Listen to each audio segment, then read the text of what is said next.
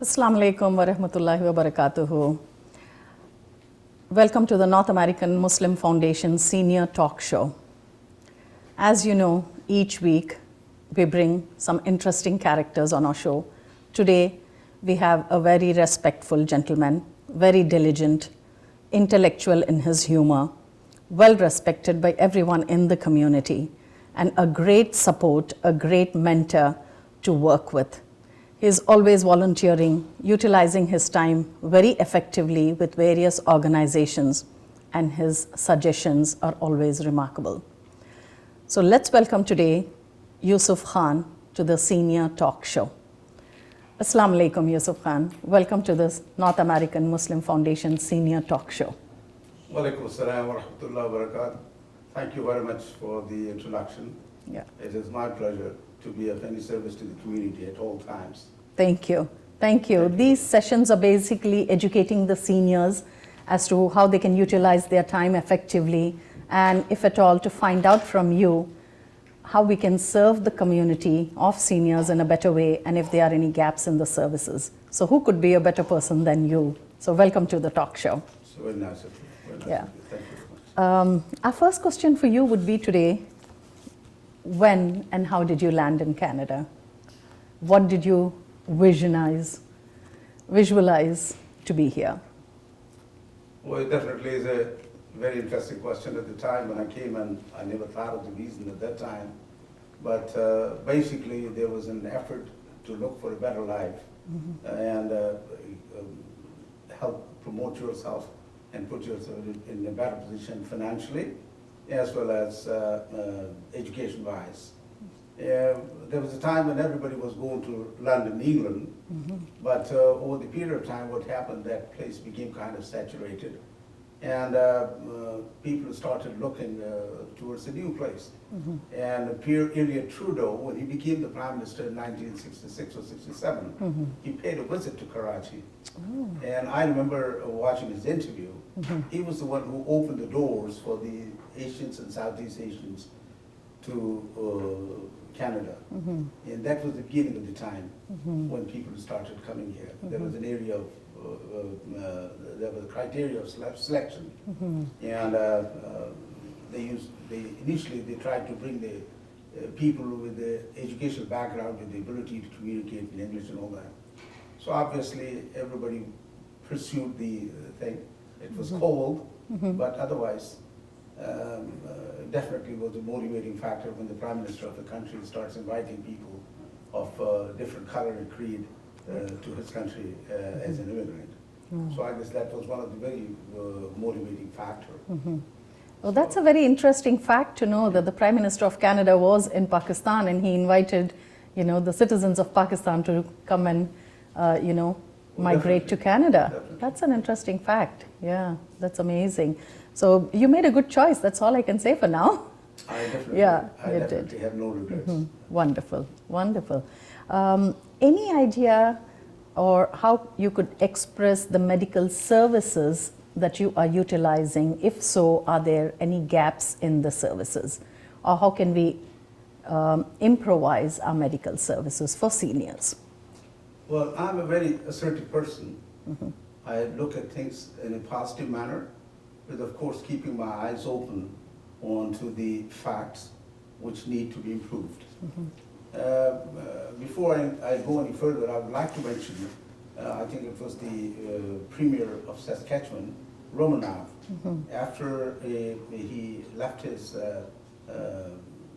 position as a Premier of Saskatchewan, he was assigned a research assignment for the medical system in Canada. And the only thing about it is we are missing the dental care. Oh. And he mentioned in his report that a lot of hospital beds are occupied by the people who are suffering because of the dental related problems. And that is also putting a burden on the OHIP system here, Yes. the Ontario medical system that we have here. But somehow the government was not able to respond to those things which were recommended by Romna. Otherwise, medical facilities, I would say they're not the tops, but they're still able to cover a lot of areas. I myself had quite a few surgeries and all that of my knees, and cervical laminectomy and a few others. And I never had to pay a penny, and I was looked after. But with the passage of time, the quality is declining, and definitely it should be looked at as soon as possible, because it completely ends up decaying. So that's my concern. Number two, the medication after retirement, like after the age of 65, it is covered. And a lot of people who have not worked for a facility where they had a pension plan and the medical coverage in the post-retirement era, most of the people, they have worked in areas which did not provide those things, so they are completely dependent on the government facilities. So I guess those are the things must be looked after the people who have retired. So that's my main concern, that this must be addressed before it completely decays. Yeah, sometimes they prioritize the treatment, especially if there's an emergency of any kind, then they are catered to ahead of any other, surgery or any other treatment. For example, like when COVID, we all, had seen the situation that had affected globally due to COVID. So most of the surgeries were delayed, and they tried to prioritize the patients that were suffering from COVID.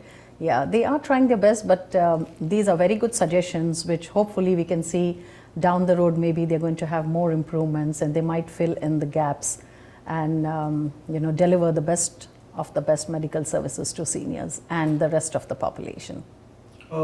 Definitely they are trying to do the best possible that they can afford, and under the funding which is available for the medical care. But I would still say that in case of acute emergencies, they have addressed the problem very well. And I will give you an example. Very recently, only a few weeks ago, my wife, she had a very severe pain. It was related to her gallbladder problem, which we were not aware of. And when I called the emergency department, they immediately showed up. And my wife was taken to the hospital. She was looked after. They diagnosed the problem. By the morning, I knew what was going to happen. And within a week, she went to the surgery. So to me, it depends on the basis of priority. The severeness of the problem. That's what will guide them or lead them towards the way the problem must be addressed. And but there's always room for improvement. Once you become stagnant at one place, thinking we are the best, and it can't be made any better, I am not very much in favor of that thought. To me, things can always have a room for improvement, and it should always be looked at, and that is the quality of a progressive society. So that's how I look at it. No, it's amazing. Those are these amazing informations that you have shared with us and suggestions. So we look forward to the best of the best. Thank you. Hopefully. Since 1.5 years, we have all been affected with COVID-19. So would you like to share some light as to how did you utilize your time during this era? Well, this COVID experience is one of a kind that none of us had any previous knowledge of it or how to handle it. There must have been stories in the past of a plague in London, the Spanish flu. Ago, Spanish flu and all that. But we never experienced anything. This was the first time the society has experienced. And with the speed of mobility, it expanded throughout the globe in a very short time. And this became very challenging. And number two, with the understanding of the problem, it was very poor. Most of the people that thought of it as a joke, plus the graduates of the WhatsApp University or YouTube University, they were the ones who were not following the proper instructions and precautions which must be taken. And that's what really created a lot of problem. It took a while to develop the understanding of the problem. Because the etiology, as it's a scientific term, it says the etiology of the organism was not known. Yeah. And the morphological characters of the organism were not known. Yes. So they were all researchers, they were constantly working on it to understand the problem before you could rectify it. Yeah. But I think they have done very well in a year. I mean, they have able to get a handle on it. Yeah. And I hope and pretty sure that it will get better over the period of time. Of course. And definitely, Yeah. next year will be better than the previous time. Hope so. Hope so. Yes, we're all keeping our fingers crossed, especially with the new mutants being identified. So we hope we, get better by the times. And are you vaccinated now? Alhamdulillah, I have both of my Vaccines. Yeah. done. Yeah. And So- I'm quite satisfied and I feel confident it definitely will. And are you looking forward to the booster shot? That's what's in the news, that you would need to take another booster shot. So are you looking forward to that? I have a little understanding of that because initially I worked in the pharmaceutical industry after graduating with chemistry. Yeah. And I do have an idea about the vaccination and the booster shots which are needed. We already have booster shots in some of the vaccination done to the kids after a Yes. certain number of years. They have to Yeah. go through a booster shot. Yes. And definitely booster shot will be needed because one shot of this vaccine yet Yeah. is not enough for the lifetime. Yes. So I would rather be safe Yeah. than sorry. Yeah. And at So- least now we are, well prepared, and we have all understood the situation, the problem pretty well. All these organizations have been, presenting information sessions on COVID and the vaccination. So they have mentally prepared the community to be ready to take these vaccines. And we can see in all these organizations where they have organized the vaccine clinics, we are seeing a pretty good response. So we're definitely going to keep the community safe by being vaccinated. Definitely, Yeah. definitely. Public education is very important. Is very A lot of important. emphasis should be put Yeah. on educating the public about the Yes. severity of the problem and how to handle it. Yeah. So I think they're working in the right direction. All the three levels of the government, they're working efficiently and effectively. Yeah. And as I said previously, that it's all based on the knowledge that we are accumulating over the period of time because we did not have the previous knowledge Yes. of this organism. Yeah. And we are trying to understand it better and then pursue it Yeah. via the proper channels. Sure. We hope everything goes well for everyone, though. Inshallah. What does social isolation mean to you? Since you have been living here for a very long time, you might have come across some families or friends who might have been socially affected in one way or the other, socially isolating themselves from the community. Since you are very active in the community, what advice would you like to give to people to avoid social isolation? Well, there are many things that could be done. Fortunately, we do have a lot of good programs here for the seniors. The government is taking a very active step Yeah. towards that. Isolation, definitely, we are social people, and we have been created to love and live in peace and harmony Yeah. with each other, communicating with each other, caring for each other. That's the appropriate way of life. And this COVID, as a matter of fact, those people in particular who are living in apartments, they are more isolated than those who are living in their houses. Yeah. And at least they can go and sit in their backyard, permitting the weather. And it is very important that you do communicate with the people and find yourself a hobby. I'll give you an example. When I call some of my friends, and when they don't want to let phone go, Yeah. that's a clear indication that this person is very lonely. Yes. And in some cases, the children have grown up, they have gone their way, the parents are at home. The children, they cannot come and visit them on a regular basis. Their grandkids, they cannot come in. Of course they miss. Yeah. I also miss my grandkids, but they were not able to come and see me for months. Yeah. And but you have to make compromises. You have to find ways to make yourself kind of supporting to others. At least talk to the people. in this day and age when we have technology, when you can have a video call, Yeah. at least that's one of the greatest gifts that the science has given to us. Yes. And I think that had been quite Wonderful. useful to us. It's amazing. Yes, viewers, as you know, New Horizon for Seniors programs are spread all across the GTA, Toronto. Please look forward for the closest center that provides these services to seniors, and please do join to keep yourself actively involved within the community and avoid social isolation. How about your financials? What advice would you like to give to seniors regarding their finances, especially as seniors? Our financial situation after the retirement is very challenging. Yeah. And because I would put the people in two categories. Those who worked for the organizations which have a post-retirement pension plan, in addition to the CPP and the old age pension plans.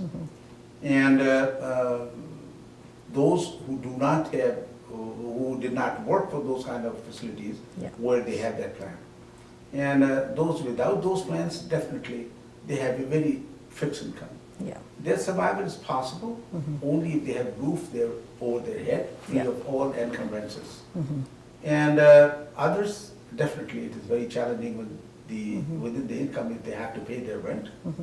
If the two wife and husband, if they are living together, obviously the income given to them is just above the poverty line, or just around there. Yeah. And after paying the rent, they're left with very little money to survive. Yes. Of course, they will have to run to the food banks and other places. But a lot of them, they feel they're not very comfortable Yeah. going to those facilities because they feel very uncomfortable Yeah. going to those facilities as if they are amongst the poor people. They have contributed to the society, they have worked here. Yeah. They have raised their children and put them in a position where they're contributing towards the government facilities in the form of taxes and all that, and their education taxes and basis of their properties. So I guess government will have to reassess and think about the income of seniors, and in situation like this COVID situation, it should be addressed Yeah. a little more appropriate manner, Yes. because the financial distress is also very, it has a very adverse effect on their health, Yes. because it will cause the psychosomatic problems to them, Yeah. and definitely they will end up being a burden on the health system, the healthcare system. So it must be addressed, it must be looked at. Yes, especially post-COVID, we can see that the prices of standard of living, everything has increased. So it would really be appreciated if the government can, render a little bit extra income to the seniors who are on low income. So thank you so much, Yusuf Khan, for being on the show, for sharing your knowledge with us, the past and the future and the current knowledge as well. Because it's always amazing to be in your company, because we get to learn so much from you, and hope we can implement this in the community. And we always look forward to sharing our work with you and being mentored by you, so we can give back to the community in the best possible manner. Thank you once again for joining us. Thank you So, very much. ladies Pleasure and is all mine. ladies and gentlemen, thank you once again for watching this senior talk show. Your host, Sajida Khan.